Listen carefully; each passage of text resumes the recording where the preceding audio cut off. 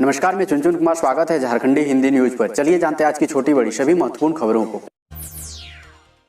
BSL में corona का कहर जारी, 600 से अधिक कर्मी हो चुके हैं संक्रमित। 38 दिनों में 17 की हुई मौत। वैश्विक महामारी कोविड-19 से बोकारो स्टील प्लांट में 38 दिनों में 17 कर्मी की मौत हुई है। वहीं 15 मई तक 600 से अधिक बीएसएल कर्मी कोरोना पॉजिटिव हुए हैं। इनमें से 20% का इलाज बीजीएच में चल रहा है। बाकी 80% कोरोना पॉजिटिव कर्मी होम आइसोलेशन में है।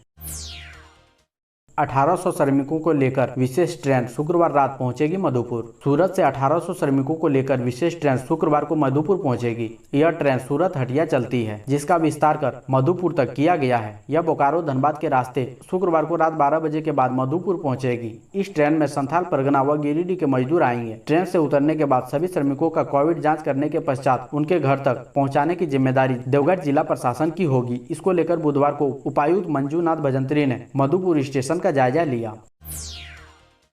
उत्तर प्रदेश के गोरखपुर से लौटे 60 प्रवासी मजदूर, किसी ने नहीं ली उनकी सूद, बिना रोक टोक चले गए घर। दूसरे प्रदेशों में कमाने कौन जाना चाहता है साहब। मजबूरी के कारण ही अपने गांव व शहर को छोड़कर कमाने के लिए दूसरे प्रदेशों में जाना पड़ता है। यह शब्द उन प्रवासी मजदूरों के हैं जो अपने परिवार व छोटे छोटे बच्चों के साथ उत्तर प्रदेश के गोरखपुर गए थे, पर लॉकडाउन में काम बंद होने से वो वापस आ गए। उनकी संख्या 60 थी। सभी बुधवार को ट्रक से लातेहार पहुंचे, पर उनका कोरोना टेस्ट नहीं किया गया और सभी मजदूर अपने अपने घर चले गए। यहाँ इतनी बड़ी संख्या में पहुंचे प्रवासी मजदूरों की किसी ने सूद नहीं ली। पूछने पर मजदूरों ने बताया कि रास्ते में कहीं भी पुलिस प्रशासन द्वारा रोक कर पूछताछ नहीं किया गया, जबकि सरकार ने कोरोना संक्रमण के बढ़ते प्रसार को रोकने के लिए उन्हें सरकारी क्वारंटाइन सेंटर में रखने का निर्देश दिया है। दोस्तों, अभी तक वीडियो को लाइक नहीं किए हैं तो लाइक कर दें और नए हैं तो चैनल को सब्सक्राइब भी कर लें।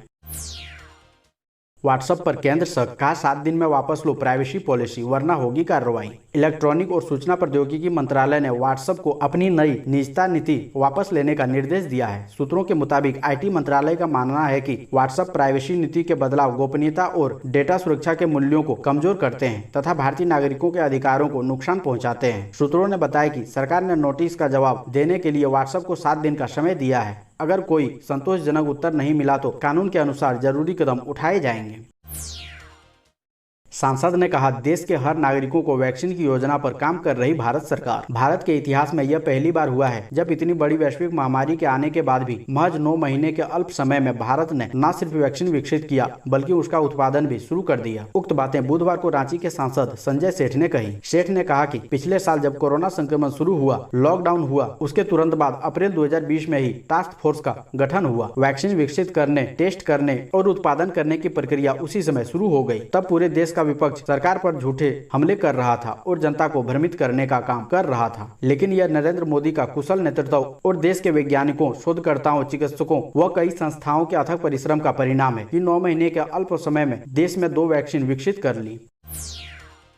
झारखंड में रह रहे सभी लोगों का कोरोना टीकाकरण होगा, चाहे वह दूसरे राज्य के लोग क्यों ना हो। यदि वे और उनके परिवार झारखंड में रहते हैं तो सभी को टीका लगेगा। राज्य के विकास आयुक्त सह स्वास्थ्य विभाग के अपर मुख्य सचिव अरुण कुमार सिंह ने कहा है कि राज्य में जो भी लोग रह रहे हैं उन सभी का मुफ्त टीकाकरण होगा। इस पर कोई रोक नहीं है, लेकिन दूसरे राज्यों के वैसे लोग जो झारखंड के सीमावर्ती जिलों से आकर टीका लेने का प्रयास करेंगे तो उनका टीका नहीं लगेगा। उन्हें अपने ही राज्य में टीका लेना होगा। उन्होंने कहा कि पूर्व में इस तरह के प्रयास हो रहे थे, जिसे रोकने के लिए सभी उपायुक्तों को निर्देश दिए गए हैं।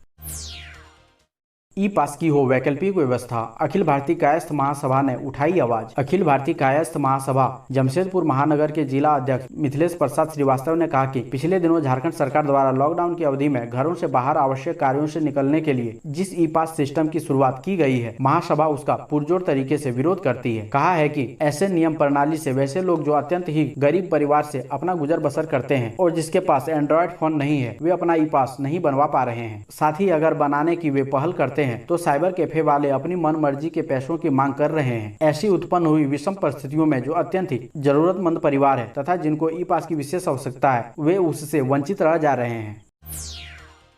कोरोना जांच के मामले में पाकुड़ जिला संथाल परगना में अव्वल, झारखंड में 6ठे स्थान पर। कोरोना महामारी की रोकथाम को लेकर झारखंड के पाकुड़ जिले में बड़े पैमाने पर कोरोना जांच के लिए लोगों का टेस्ट किया जा रहा है। जिले में 17 मई तक 2,44,672 लोगों का कोरोना जांच किया गया है। कोरोना जांच के मामले में पाकुड़ जिला पूरे संथाल परगना में पहले स्थान पर है। वहीं राज्य भर में पाकुड़ जिला 6ठे स्थान पर है। संथाल परगना में 17 मई तक पाकुड़ जिला में 2,44,672 लोगों का कोरोना जाँच कर पहले स्थान पर रहा। वहीं देवघर जिला 2,03,400 487 कोरोना जांच कर दूसरे स्थान पर रहा। दुमका जिला 1,88,088 जांच के साथ तीसरे स्थान पर रहा। जामताड़ा जिला 1,74,886 जांच कर चौथे स्थान पर रहा। वहीं गोड्डा जिला 5वां और साहिबगंज जिला 6ठे स्थान पर है।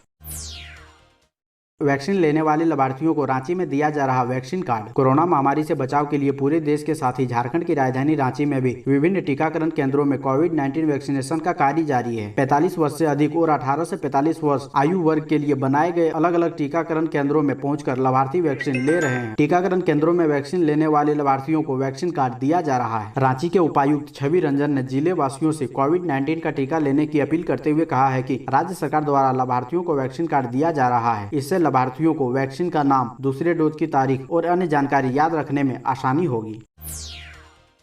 कोयले के साथ ऑक्सीजन की किल्लत भी दूर करेगी CIL। देश भर में 25 ऑक्सीजन जनरेशन प्लांट लगाएगा। झारखंड में 2 ऑक्सीजन प्लांट लगाकर 120 ऑक्सीजन सपोर्टेड बेड बनाने की तैयारी। कोल इंडिया लिमिटेड अब कोयले के साथ ऑक्सीजन की किल्लत को भी दूर करेगी। अपनी अनुषंगिक कंपनी के माध्यम से देश भर में 25 ऑक्सीजन उत्पादन प्लांट की स्थापना करेगा। इसके लिए 35 करोड़ रुपए का बजट तैयार किया गया है। ये ऑक्सीजन प्लांट देश भर के अलग अलग 22 अस्पतालों में तैयार किए जाएंगे। इनमें झारखंड में भी 2 अस्पताल शामिल है। झारखंड में 2 ऑक्सीजन जनरेशन प्लांट स्थापित किए जाएंगे। इसमें एक रांची स्थित केंद्रीय अस्पताल गांधीनगर भी शामिल है। गांधीनगर अस्पताल में 700 लीटर प्रति मिनट की क्षमता के साथ 70 बेड को कवर करेगा। दूसरा प्लांट रामगढ़ केंद्रीय अस्पताल में 500 लीटर प्रति मिनट की क्षमता के साथ 50 बेडों का ऑक्सीजन जरूरत को पूरा करेगा।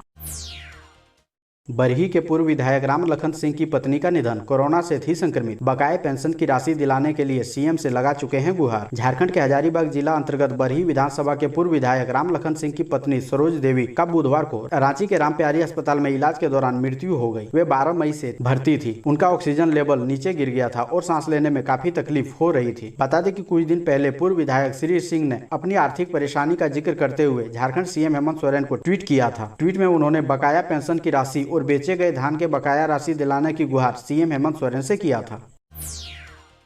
कोरोना की जांच रिपोर्ट में लग जा रहे 15 दिन, भाजपा ने झारखंड के स्वास्थ्य मंत्री को घेरा। झारखंड के जमशेदपुर में कोरोना की जांच रिपोर्ट आने में 15 दिन से ज्यादा लग जा रहे हैं। ऐसे में कोरोना पर नियंत्रण कैसे होगा, यही सवाल उठाते हुए भाजपा ने स्वास्थ्य मंत्री बन्ना गुप्ता को घेरा है। कहा कि लोग बाग परेशान है, उनकी सुनने वाला कोई नहीं। भाजपा के पूर्व जिलाध्यक्ष दिनेश कुमार ने सरकारी कोविड जाँच केंद्रों पर जांचे गए नमूनों की रिपोर्ट में देरी और गड़बड़ी पर विरोध जताया है। दिनेश कुमार ने इस बदइंतजामी का ठिकरा राज्य सरकार और राज्य मंत्री के माथे पर फोड़ा है। कहा कि स्वास्थ्य मंत्री के गृह जिले में कोविड जांच में लापरवाही और शिथिलता बरती जा रही है।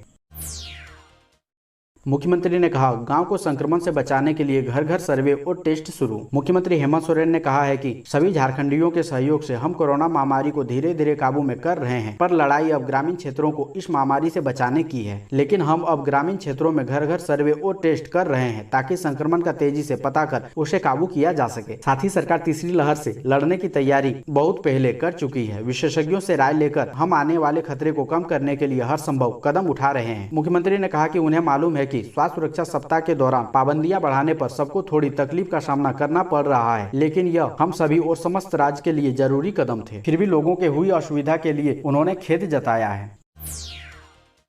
कोरोना संक्रमित मरीजों के लिए वरदान बनी आयुष्मान भारत योजना, सैकड़ों का मुफ्त में हुआ इलाज। भारत सरकार की महत्वाकांक्षी योजना आयुष्मान भारत शुरुआती दौर में तो नहीं, लेकिन बाद के दिनों में कोविड संक्रमित मरीजों के लिए खूब काम आई और इनके इलाज पर 2 करोड़ रुपए से अधिक राशि भी खर्चा की गई। इसका लाभ हजारीबाग, रांची जैसे अग्रणी जिलों को भी मिला ही। सिमडेगा में भी लोगों ने इस योजना का भरपूर फायदा उठाया। राज्य में आयुष्मान के लाभुकों में तीसरे नंबर पर सिमडेगा का नंबर है। प्रदेश में कुल 1159 लोगों को कोरोना संक्रमण के बाद इलाज में आयुष्मान भारत योजना का लाभ मिला। कोरोना संक्रमण के पहले दौर में वैसे तो पूरे राज्य में लोगों को कम ही लाभ मिला, लेकिन दूसरे दौर में आर्थिक तौर पर कमजोर लोगों के लिए यह योजना सहायक बनी।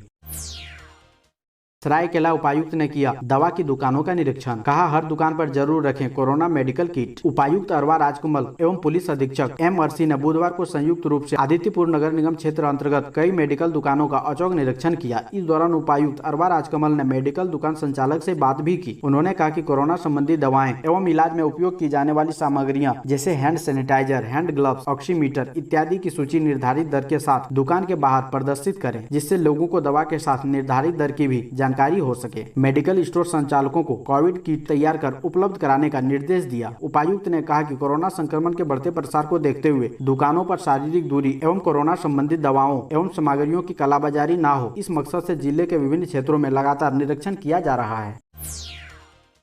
झारखंड के शिक्षक मांग रहे फ्रंट लाइन वर्कर का दर्जा, साथ में 1 माह का वेतन। झारखंड के सभी जिलों में कोविड मैनेजमेंट के कार्य में सरकारी स्कूलों के शिक्षकों को भी लगाया गया है। कुछ शिक्षकों को मजिस्ट्रेट भी बनाया गया है। शिक्षक इन कार्यों का हवाला देते हुए स्वास्थ्य कर्मियों की तरह प्रतिनियुक्त शिक्षकों को भी 1 माह का वेतन देने की मांग कर रहे हैं। साथ ही फ्रंट लाइन वर्कर और कोरोना वॉरियर्स का दर्जा तथा 50 लाख रुपए के बीमा का लाभ देने की मांग कर रहे हैं। शिक्षकों का कहना है कि स्वास्थ्य कर्मियों की ड्यूटी ही मरीजों के इलाज से जुड़े कार्यों को करना है, लेकिन शिक्षकों को उनके कार्यों के अलावा कोविड से जुड़े कार्यों में लगाया गया है। वे बिना किसी साप्ताहिक अवकाश के इन कार्यों में लगे हुए हैं। इस क्रम में सैकड़ों शिक्षक संक्रमित भी हुए हैं, जबकि कई शिक्षक की मौत भी हो गई है। अखिल झारखंड प्राथमिक शिक्षक संघ के महासचिव राममूर्ति ठाकुर का कहना है कि स्वास्थ्य कर्मियों की तरह कोविड कार्य में प्रतिनियुक्त शिक्षकों को भी 1 माह के वेतन के बराबर प्रोत्साहन राशि की स्वीकृति दी जाए।